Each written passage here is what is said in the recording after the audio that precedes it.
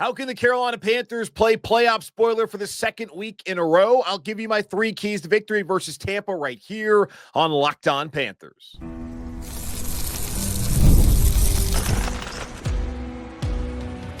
You are Locked On Panthers, your daily Carolina Panthers podcast. Part of the Locked On Podcast Network, your team every day. Welcome into another edition of the Locked On Panthers podcast, part of the Locked On Podcast Network. I'm your host, as always, Julian Council, talking Carolina Panthers with every Monday, Tuesday, Wednesday, Thursday, and yes, of course, Friday, your team every day. That's our motto here on the Locked On Podcast Network. Thanks for watching the show here on YouTube and listening wherever you listen to your favorite podcast. Be sure to follow me, Julian Council, on Twitter at Julian Council, where this upcoming Wednesday will be the final weekly Wednesday mailbag of the season. Once we get to the offseason starting the week after next, it's going to be the weekly Friday mailbag all throughout the entirety of the offseason. Have a little break throughout the summer, then be back to Wednesdays once preseason begins next year in 2025. So either at me or DM me over on Twitter at Julian Council to get your weekly Wednesday mailbag questions in for one final time. But then it'll be the weekly Friday mailbag right here on Locked On Panthers. Today's episode of Locked On Panthers is brought to you by Game Time. Download the Game Time app, create an account, and use code LOCKEDONNFL for $20 off your first purchase. The Panthers have the chance for the second week in a row to play playoff spoiler as they head down to Tampa Bay to face up against the Buccaneers, a team that they absolutely should have beaten a couple of weeks ago during week 13. And I don't know what's wrong with James Yarko, but when I tell him the Panthers were clearly the better team for three quarters, and then he says, I don't know about that. Well, the stats, buddy, were 282 to 181, and the Panthers were leading. So wouldn't that make you feel like the team that was the best team for three quarters was the Carolina Panthers in that instant? But of course, Tampa ended up coming back, taking the lead there in the fourth quarter. Bryce Young led them down the field for what we thought was going to be the game-winning touchdown. And then the defense did what it did, gave it the long field goal, but then got the stop in overtime. We thought Carolina's going to win. Unfortunately, Chuba Hubbard fumbled the game away, but he had redemption on Sunday and had overtime win against Arizona. And then the defense couldn't get a second stop. That's asking a lot out of this Panthers defense to not just get one, but two stops in overtime. And unfortunately, couldn't get the stop. Tampa walks off with a field goal. And now Carolina, 4 weeks later, has an opportunity at full redemption and a chance to potentially knock out the Tampa Bay Buccaneers from the playoff picture here in 2024. We'll talk more about how the Panthers hold the keys to the NFC South division title here in just a moment on the show. But it is Friday, and I'm going to give my three keys victory heading into Sunday's matchup. And I want to say, I hope everybody had a Merry Christmas. Everyone's enjoying their Kwanzaa, which has started. Also, Hanukkah, both starting on Thursday. So hopefully everybody's doing great during this holiday season. But let's go ahead and get into the keys to victory. Key number one. The Panthers got to make Tampa work for it on the ground. I have said this a couple of times over the last couple of weeks about the rushing defensive issues here in Carolina, which, as we know, with 15 games in, they're not going to correct themselves over the next 2 weeks. Maybe Carolina can be better than they've been post-bye. When you look at post-bye as far as yards per attempt allowed goes, Carolina's given up 7.1 yards per attempt against Arizona, 5.3 against Dallas, 6.7 versus Philly, 6.1 the first time against Tampa, and 6.3 versus Kansas City. On the season, the Panthers are, yes, dead last in the NFL in rushing yards allowed per attempt at 5.1. But since the bye, they have been at 6.3 yards per rushing attempt allowed, which is considerably worse than their season average. Even if you look at it and you think maybe that's not that big of a deal, clearly it is. 7.1, 5.3, 6.7, 6.1, 6.3, a lot different than 5.1. The Panthers have not held an opponent under 5 yards per carry since week 10 in Munich against the Giants, where they held them to 4.9. And the week prior to that, week 9 at home against New Orleans, they held the Saints to 4.8. So what it's taken Carolina to win games recently, aside from last Sunday where they allowed 7.1, and the bulk of that was when James Conner was out on the field. Once he hurt his knee and that first drive of the second half, he was not out there. And Arizona all but abandoned the run. They ran it a couple times with Kyler Murray, a couple times just out of necessity with Michael Carter, who they didn't really believe in after they had that fumble exchange earlier on in that game that led to a Carolina Panthers touchdown.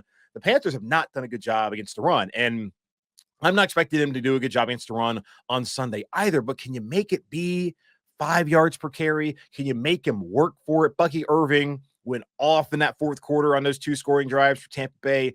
Contain him, contain Rachaad White, and you have a chance to win this game. And even in some of those games that they played where they gave up 6.3 against KC, could have won that. Tampa 6.1 certainly should have won that. And then Philly 6.7, again, another game it felt like, based on what we saw in a situation at the end of that game, Carolina should have won that football game. So at least make the Bucs work for it. I already know it's going to be 5 straight weeks of 200+ yards rushing.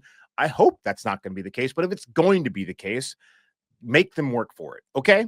Number 2, they got to take advantage of a banged up Bucs secondary. Looking at Tampa's injury report after talking to James Yarko of Locked On Bucs on yesterday's crossover episode, Jordan Whitehead, he's been out. Maybe going to be activated. He's had a pec injury. He's been a full participant throughout the week so far. Antoine Winfield Jr., he's been out all week, did not practice. He has a knee injury. We've even seen Kayvon Merriweather be limited with a knee injury. Jamel Dean, he has both of his knees bothering him. He's been a limited participant. And then Mike Edwards is fine, but he even missed a practice due to illness, but then was a full participant on Thursday. So that Bucs secondary is not healthy right now. And there's still questions whether Whitehead and looks like Winfield Jr. are going to play on Sunday. And let's go back to week 13. Bryce Young had his best passing first half in his young career, throwing for a career high 186 yards in the first half versus Tampa. In total, he threw for 298 yards and a touchdown in that game, including what we thought was going to be the game-winning touchdown to Adam Thielen with 30 seconds left in that game a couple weeks ago. Bryce has not thrown for 300 yards all but just one time so far in his career. That was last year against Green Bay. This total that he threw for 298 was a season high and the second highest passing total he's had so far in his young career here in Carolina. And looking at where the secondary's at, you're telling me he can't be able to replicate that performance that he had a couple of weeks ago. And it would be really nice. Xavier Legette, he's been battling a wrist injury, a hip injury, and maybe he's going to be able to play. Looks like it's trending towards that direction. We'll talk more about the injury report here in a few moments here on the show. But if he's able to go, it would be really nice for him to have a big game on Sunday. Same thing with Jatavion Sanders, who Dave Canales has asked about on Monday. Since coming back from that neck injury, that scare against Kansas City, he has not really been targeted. Only been targeted twice over the last 3 weeks and had 0 targets on Sunday in that overtime win against Arizona. Would love to see Legette and Sanders both have big days. Of course, Jalen Coker, he missed out on the first game that they played against Tampa Bay. Then Adam Thielen had a big day. So those 4 can all be healthy out there on the field. I think there's an opportunity. And Tommy Trimble had a good game. Had 5 receptions for 77 yards in that Week 13 matchup against Tampa. If all 5 of them can be key contributors in the pass game, you're telling me Bryce Young can't feed on that secondary, feed against that secondary, whatever I'm trying to say, on Sunday afternoon in this game against Tampa? I think that could happen.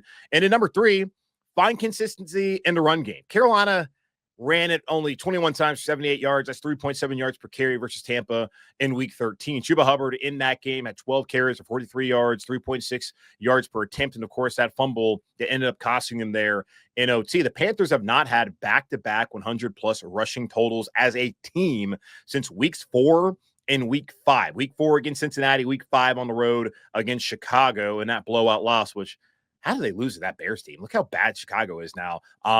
Joke's on you, I guess, Chicago. Things aren't working out even with all those picks that they got from Carolina, and still 1 pick remaining next year, which is going to end up being a worse pick than they are actually going to have themselves in the second round. But we're not going to concern ourselves about the Chicago Bears right now. Chuba Hubbard last week had 25 carries, 152 yards, 1 yard short of his career high that he set a couple of weeks ago over in Germany against the Giants in an OT win. The Panthers, by the way, here's a stat for you, are 3-1 when Chuba Hubbard gets 20-plus rushing attempts here in 2024. Win last week against the Cardinals, win against the Giants in Germany, win against the Raiders back in Week 3, and then the loss against Philly, which arguably they should have won that game had Legette held onto the football. So we're looking at 4-0 when Chuba touched the ball 20 times per rushing attempt. Now, I remember back when McCaffrey was here, anytime he had like 8+ receptions, the Panthers lost those games because of an over-reliance. But looking at where this offense is right now, I don't think they've been as dedicated as a lot of us would have hoped that they would have been on the ground. And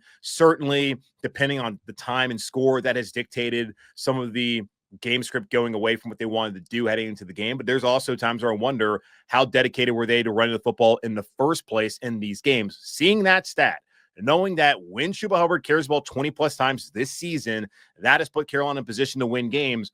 Why not come out on Sunday and try to run it and carry over what the Panthers were able to do early last week and then late last week to close out that game and get that win against Arizona in OT? So find consistency in the run game, take advantage of a banged-up secondary, and make Tampa work for it on the ground. Those are my 3 keys victory on Sunday against Tampa Bay. The Panthers will have a chance to dictate who wins the NFC South. That could come if they win against Tampa on Sunday. We'll talk more about that here in just a moment on Locked on Panthers. Game Time is focused on togetherness this holiday season. That means when you bring people together at live events, the experience is that much better, and it's the perfect gift. Game Time has a new feature called Game Time Picks that makes getting tickets for your live events even easier. Game Time Picks filters out the fluff to show you only incredible deals on great seats so you don't have to waste time searching through thousands of tickets. Game Time Picks curation makes it easier to save more on sports, concerts, comedy, theater, etc. Take the guesswork out of buying tickets with Game Time. Download the Game Time app, create an account, and use code LOCKEDONNFL for $20 off your first purchase. Terms apply. Again, create an account and redeem code LOCKEDONNFL. That's LOCKEDONNFL for $20 off. Download Game Time today. What time is it? Game time. Right back here on Locked on Panthers. The Carolina Panthers played playoff spoiler a week ago at home in an OT win against Arizona, ending the Cardinals' chances of going to the playoffs and winning the NFC West and even getting a wild card berth. And now, for the second straight week, they have an opportunity to do it again against their division rival, the Tampa Bay Buccaneers, who they, quite honestly, should have beaten back in Week 13 at home. Now a chance for overall redemption. Chuba Hubbard got it last week by walking off with that win, high-stepping into the end zone against Arizona. He fumbled the game away, unfortunately, but he also should have never been in that position. Carolina should have been able to close out that game before Tampa came back in that fourth quarter. But then even after they went down and scored a touchdown with 30 seconds left, you got to be able to get out the field, get the stops. Chuba should have never been in that position to where he fumbled the ball. And of course, Carolina lost as they could not get a stop there in that second offensive possession for the Bucs and that OT. But looking at things on Sunday, the Falcons, who, of course, I know you're not very fond of, our friends down I-85 South in Atlanta, if they beat Washington, which would feel like a minor miracle based off of how the Falcons have played this season. I understand that they have gone out and they replaced Kirk Cousins with Michael Penix Jr., which is going to now lead to a messy situation this offseason when it's going to basically be Russell Wilson part 2, as last year Denver ticked them off as they didn't want him to get the injury settlement and all that. So they decided, well, you're not going to play. And then, of course, he was not willing to help them facilitate a trade. And I'm guessing that's probably going to be what happens down in Atlanta. And it's their own fault. Coming off of Achilles, Kirk Cousins has been, I think he's always been a solid, pretty good quarterback, but he's never going to be the guy who's going to lead the Falcons' glory. And now they moved on to Michael Penix Jr., who I absolutely adored at Indiana back in the pandemic, and then the last couple seasons at Washington. He was really fun to watch. And unfortunately, now he's a Falcon, and we'll see how all that plays out. But I do not expect Atlanta to beat Washington. But if they do, and Carolina takes care of their business and beats Tampa, then, well, the NFC South is Atlanta's in next week's game. Doesn't really mean a ton. And I would think the Falcons, they probably wouldn't rest Michael Penix Jr. They would want him to play to get ready for the playoffs. It would make sense. It would only be his third career start. But it would make next week not as entertaining as it could be if Atlanta loses that game on Sunday, which I do think they're going to do. Now, again, if the Falcons lose and the Bucs win, then Tampa would be in position to win the NFC South next week with a win versus New Orleans. And that would also put the Panthers right back in position where the Falcons must win. The Falcons also need some help.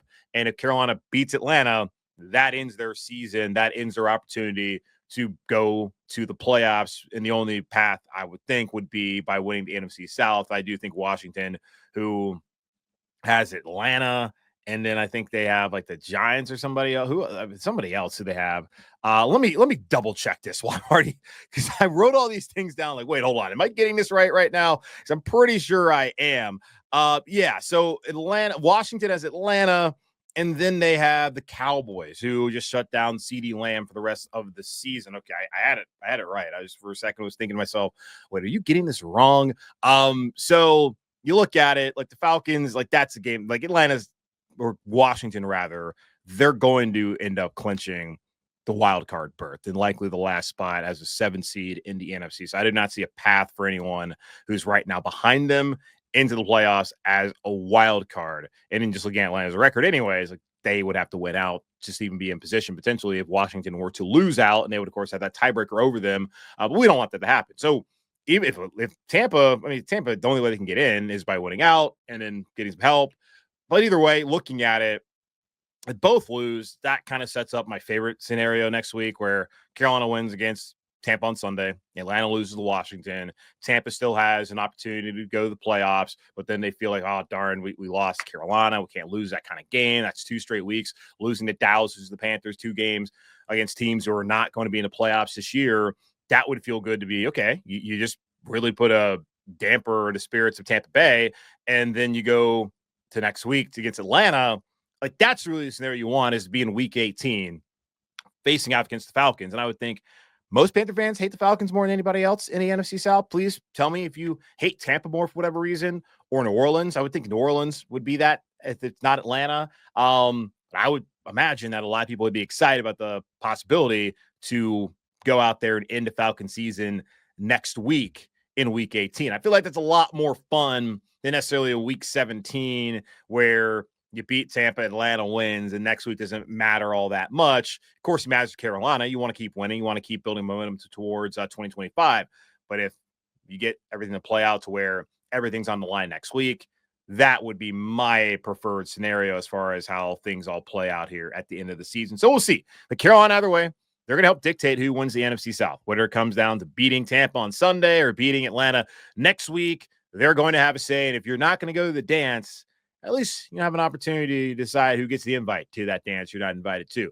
So we'll see how things play out this Sunday down in Tampa. And then, of course, next week in Atlanta. We'll have eyes going on up in Washington as well. Let's take a look at the Week 17 injury report here in just a moment on Locked on Panthers. Time is our most precious commodity, so don't waste it scrolling through the same mind-numbing content for hours and hours. How can you spend it wisely to improve yourself? Our sponsor, Hillsdale College, is offering more than 40 free, that's right, free online courses. Here are just a few of the courses available. Constitution 101, the meaning and history of the Constitution, Introduction to Free Market Economics, The Great American Story, A Land of Hope, The Rise and Fall of the Roman Republic. All of Hillsdale's courses are self-paced, so you can start whenever and tune in wherever. Plus, you can go deeper with readings, quizzes, discussions, or just enjoy the lectures. Go right now to hillsdale.edu/locked-on to enroll. There's no cost, and it's easy to get started. That's hillsdale.edu/locked-on to register. hillsdale.edu/locked-on. Let's take a quick look at the Week 17 injury report for the Panthers. 17 players on the injury report this week. It is a long, arduous, grueling season, and we're seeing how that factors in looking at the injury report. Now, a lot of these guys picking up illnesses. It is that time of the year to spend time with family, which also means that you might be picking up some things you don't want to pick up from your family outside of those great presence. And we're seeing that as a couple guys had illnesses this week, had to miss a practice or two and then come back, and everything should be fine. Now, a couple guys to look at heading the game on Sunday. Taylor Moton has a knee injury and did not practice both days. So the Panthers had to change things up this week, where typically Tuesday is their off day, where on Wednesday, of course, is Christmas Day. So they had Tuesday be Wednesday for them, took that off day on Wednesday. Then on Thursday, we're back to normal. And then Friday, of course, they have their walkthrough. That's when we get the final injury report, which will be coming out sometime after this recording. And whenever you possibly watch or listen to the show, maybe you already have it, depending on when you get to it. Either way, Taylor Moton, DMP, both days. And that would make me think Brady Christensen is in line to start for the second week in a row. This time, not at center as he had to fill in last week for Cade Mays, who's on the injury report this week. Illness is listed, but he's been a full participant throughout the week at center. Brady Christensen likely would get the start there at right tackle if Moton is not able to go. Looking at J.C. Horn, he has been healthy all year long, had the groin injury that popped up on him. He had to come out of a game a couple of weeks ago, but then was able to play the last couple of weeks. He has a hip issue that has led him to miss practice on Tuesday and on Thursday. And the fact that he's been able to be healthy for 15 games so far this season, he's been able to end the trend of him not being able to play full seasons, be healthy.